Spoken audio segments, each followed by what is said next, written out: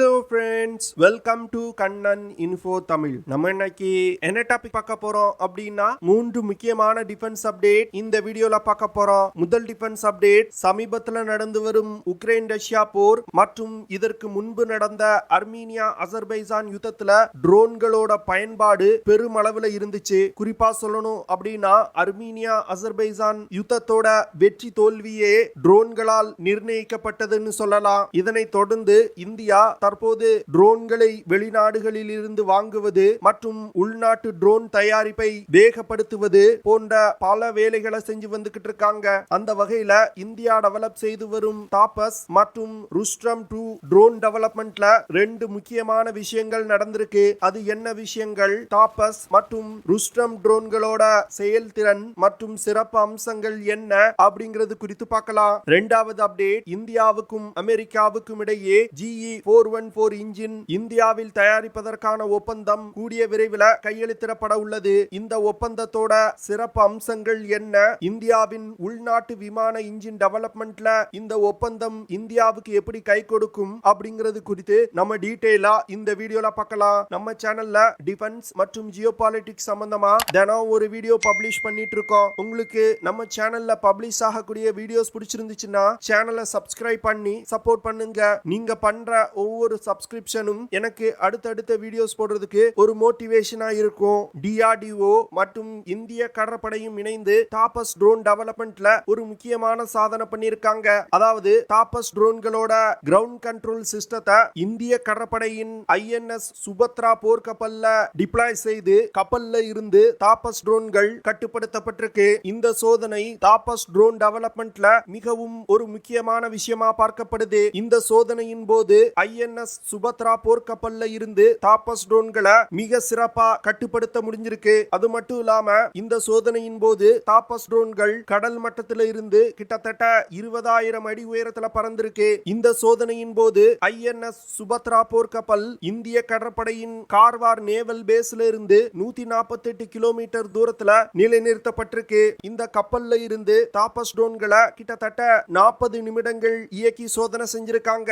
இந்த 40 நிமிடங்களுக்கு பிறகு தரை கட்டுப்பாட்டு அறையில் இருந்தும் இந்த ட்ரோன்கள் கட்டுப்படுத்தப்பட்டிருக்கு. மொத்தமா 3.5 மணி நேரம் இந்திய கடற்படையால் டாபஸ் ட்ரோன்கள் இயக்கி சோதிக்கப்பட்டிருக்கு. அதற்கு பிறகு இந்திய கடற்படையின் கார்வார் நேவல் பேஸ்ல இருந்து 285 கிலோமீட்டர் தூரத்தில் இருக்கக்கூடிய சித்ரதுர்கா ஏரோநாட்டிக்கல் டெஸ்டிங் ரேஞ்சில டாபஸ் ட்ரோன்கள் வெற்றிகரமா தரையிறக்கப்பட்டிருக்கு. இந்த சோதனையின் போது டாபஸ் ட்ரோன்களை கப்பல், தரை கட்டுப்பாட்டு அறை போன்ற பல்வேறு இடங்கள்ல இருக்கக்கூடிய கண்ட்ரோல் ஸ்டேஷன்ஸை வச்சு கட்டுப்படுத்தி இருக்காங்க.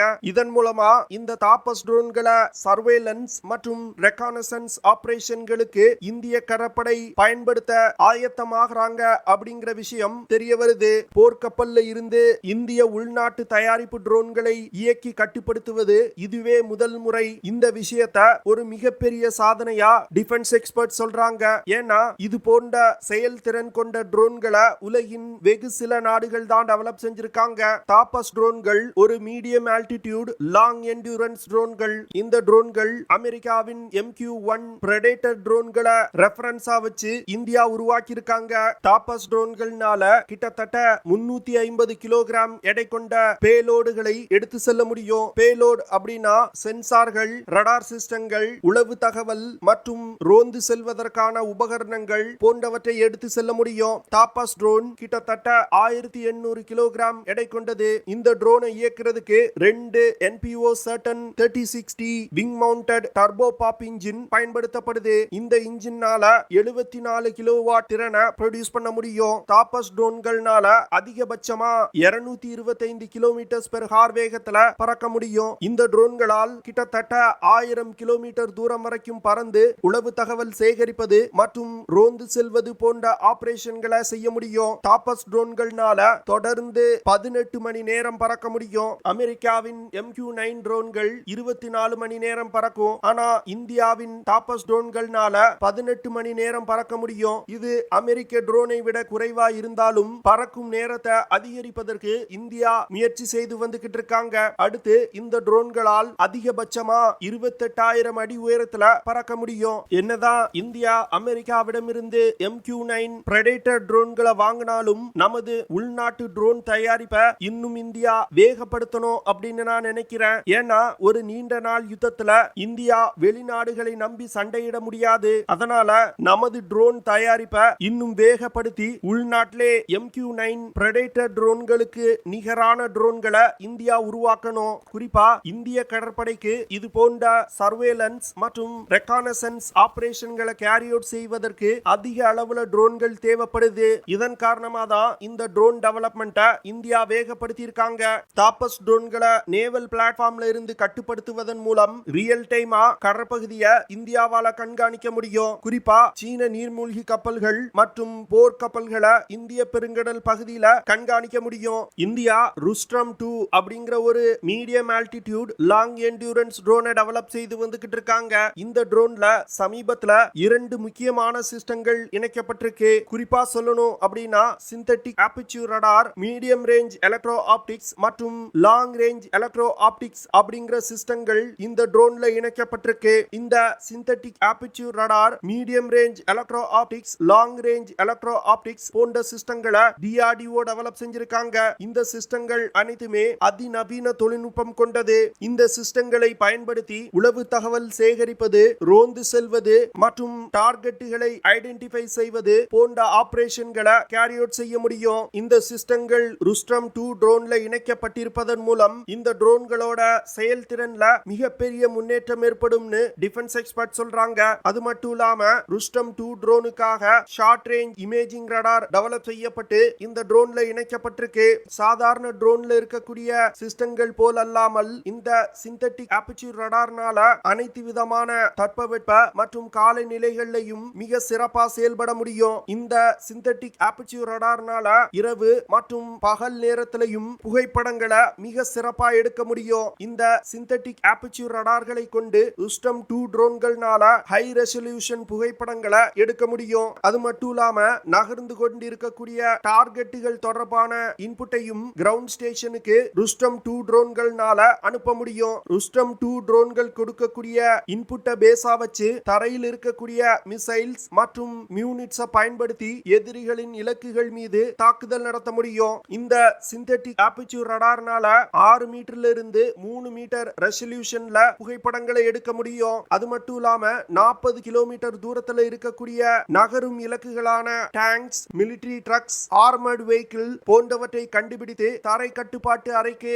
செய்தி அனுப்ப முடியும். ருஸ்ட்ரம் 2 ட்ரோன்ல இந்த சிந்தட்டிக் ஆபர்ச்சர் ரடார் சிஸ்டம் இணைக்கப்படுவது மிகவும் ஒரு முக்கியமான விஷயமா டிஃபென்ஸ் எக்ஸ்பர்ட்ஸ் பார்க்கறாங்க. ஏன்னா இந்த சிந்தட்டிக் ஆபர்ச்சர் ரடாரை பயன்படுத்தி உளவு தகவல் சேகரிப்பது, ரோந்து செல்வது போன்ற ஆபரேஷன்களை கேரி அவுட் செய்ய முடியும். அது மட்டும் இல்லாம ஒரு இடத்தை இந்த ருஸ்ட்ரம் 2 ட்ரோன் கண்காணிக்குதுன்னா நமக்கு ரியல் டைமா போட்டோஸ் மற்றும் வீடியோஸ் கிடைக்கும். இதனால இந்த ட்ரோன்களை பயன்படுத்தி சர்வேலன்ஸ் ஆபரேஷனையும் மிக சிறப்பா கேரி அவுட் செய்ய முடியும். அது மட்டும் இல்லாம ருஸ்ட்ரம் 2 ட்ரோன்கள் எதிரிகளின் டார்கெட் தொடர்பான இன்புட்டை கிரவுண்ட் ஸ்டேஷனுக்கு அனுப்பி தாக்குதல் நடத்துறதிலையும் உதவி செய்யுது. இதனால ருஸ்ட்ரம் 2 ட்ரோன்ல இந்த சிந்தட்டிக் ஆபர்ச்சர் ரடார் சிஸ்டம் இணைக்கப்பட்டிருப்பது இந்த ட்ரோனோட செயல்திறன்ல ஒரு மிகப்பெரிய முன்னேற்றத்தை கொண்டு வரும். ருஸ்ட்ரம் 2 ட்ரோன் 1800 கிலோகிராம் எடை கொண்டது. இந்த ட்ரோன்கள்னால அதிகபட்சமா 225 கிலோமீட்டர் பெர் ஹார் வேகத்துல பயணிக்க முடியும். ருஸ்ட்ரம் 2 ட்ரோன்களை அதிகபட்சமா 24 மணி நேரம் பறக்கும் வகையில இந்தியா டெவலப் செஞ்சு வந்துகிட்டு இருக்காங்க. இந்த ட்ரோன்கள்னால கிட்டத்தட்ட 35,000 அடி உயரத்துல பறக்க முடியும். ருஸ்ட்ரம் 2 ட்ரோன்கள்னால அதிகபட்சமா 1000 கிலோமீட்டர் தூரம் வரைக்கும் பறக்க முடியும். அடுத்த அப்டேட், இந்தியாவும் அமெரிக்காவும் GE-414 இன்ஜினை இந்தியாவில் தயாரிப்பதற்கு ஒரு ஒப்பந்தத்துல கையெழுத்திட போறாங்க. இந்த GE-414 இன்ஜினை அமெரிக்காவின் ஜெனரல் எலக்ட்ரிக் நிறுவனம் தயாரித்து வர்றாங்க. இந்த GE-414 இன்ஜினை இந்தியா உள்நாட்டிலே டெவலப் செய்து வரும் LCA தேஜஸ் MK2 மற்றும் இந்தியா டெவலப் செய்து வரும் 5th ஜெனரேஷன் ஃபைட்டர் ஜெட் விமானமான AMCA MK1 விமானத்திலையும் பயன்படுத்துவதற்கு இந்தியா திட்டமிட்டிருக்காங்க. இந்தியாவின் கேஸ் டர்பைன் ரிசர்ச் எஸ்டாப்ளிஷ்மெண்ட் நிறுவனம் இந்தியாவிலே காவேரி அப்படிங்கிற ஒரு விமான இன்ஜினை தயாரிப்பதற்கு பல வருடங்களா முயற்சி செய்து வந்துகிட்டு இருக்காங்க. இந்த காவேரி இன்ஜின் தேஜஸ் விமானங்கள்ல பயன்படுத்துவதற்காக இந்தியா டெவலப் செய்ய ஆரம்பிச்சாங்க. ஆனா அந்த ப்ராஜெக்ட்ல ஏற்பட்ட தாமதம் காரணமா தற்போது தேஜஸ் விமானத்துல GE-404 இன்ஜின் பயன்படுத்தப்பட்டு வருது. இந்தியா உள்நாட்டிலே ஒரு விமான இன்ஜினை உருவாக்குறதுல இன்னும் ஒரு முழு வெற்றியை அடையல. இந்த சூழ்நிலையில தான் அமெரிக்காவிடமிருந்து இந்த GE414 இன்ஜினை இந்தியாவில் தயாரிப்பதற்கான ஒப்பந்தம் கையெழுத்திடப்பட உள்ளது. இந்த ஒப்பந்தத்துல காவேரி இன்ஜினை டெவலப் செய்து வரும் கேஸ் டர்பைன் ரிசர்ச் எஸ்டாப்ளிஷ்மெண்ட் நிறுவனமும் இணைக்கப்பட்டிருக்கு. அமெரிக்கா இந்த GE414 இன்ஜினோட தொழில்நுட்பத்தை 80% இந்தியாவுக்கு டிரான்ஸ்பர் செய்வதற்கு ஒத்துக்கொண்டிருக்காங்க. இது ஒரு மிகப்பெரிய விஷயமா டிஃபென்ஸ் எக்ஸ்பர்ட் சொல்றாங்க. ஏன்னா அமெரிக்கா இவ்வளவு அதிகமான டெக்னிக்கல் டிரான்ஸ்பரை நேட்டோ நாடுகளுக்கு கூட செஞ்சது கிடையாது. இந்த ஒப்பந்தம் மட்டும் வெற்றிகரமா கையெழுத்திடப்பட்டு GE414 இன்ஜினோட தொழில்நுட்பம் இந்தியாவுக்கு டிரான்ஸ்பர் செய்யப்பட்டால் இந்தியாவின் உள்நாட்டு விமான இன்ஜின் தயாரிப்புல ஒரு மிகப்பெரிய முன்னேற்றம் ஏற்படும் அப்படின்னு டிஃபென்ஸ் எக்ஸ்பர்ட் சொல்றாங்க. ஏன்னா 80% இன்ஜின் தொழில்நுட்பம் அப்படிங்கிறது ஒரு சாதாரண விஷயம் கிடையாது. அந்த இன்ஜினை பத்தி முக்கியமான விஷயங்கள் அனைத்துமே இந்திய விஞ்ஞானிகளுக்கு தெரிய வரும். அந்த விஷயங்களை வச்சு இந்தியா உள்நாட்டிலே விமான இன்ஜினை தயாரிக்கவும் முடியும். India AMCA MK2 5th generation fighter jet விமானத்துல பயன்படுத்துவதற்கு அதிக சக்தி கொண்ட இன்ஜினை உள்நாட்டிலே டெவலப் செய்து தயாரிக்க போறாங்க. அதற்கான பேச்சுவார்த்தைகளை பிரான்சுடன் நடத்தி வந்துகிட்டு இருக்காங்க. ஆனா அந்த பேச்சுவார்த்தை தொடர்பா எந்த விஷயமும் இன்னும் வெளிவரல. இந்த சூழ்நிலையில அமெரிக்கா விமான இன்ஜின் தொழில்நுட்பத்தை இந்தியாவுக்கு கொடுக்க முன்வந்திருப்பது ஒரு முக்கியமான விஷயமா பார்க்கப்படுது. ஏன்னா அமெரிக்கா கொடுக்கக்கூடிய தொழில்நுட்பத்தை பயன்படுத்தி இந்தியாவால AMCA MK2 விமானத்திற்கு தேவையான அதிக சக்தி கொண்ட இன்ஜினையும் டெவலப் செய்ய முடியும். இதனால விமான இன்ஜின் தொழில்நுட்பத்தை இந்தியாவுக்கு கொடுக்கிறதுல பிரான்ஸ் மற்றும் அமெரிக்காவுக்கு இடையே ஒரு கடுமையான போட்டி நிலவி வருவதா சொல்லப்படுது. அமெரிக்கா 80% விமான இன்ஜின் தொழில்நுட்பத்தை இந்தியாவுக்கு கொடுக்க முன்வந்திருப்பது பிரான்சுக்கு ஒரு மிகப்பெரிய பின்னடைவா பார்க்கப்படுது. ஏன்னா பிரான்ஸ் மற்றும் அமெரிக்காவுக்கு இடையே விமான இன்ஜின் தொழில்நுட்பத்தை இந்தியாவுக்கு கொடுக்கிறதுல கடுமையான போட்டி நிலவி வருது.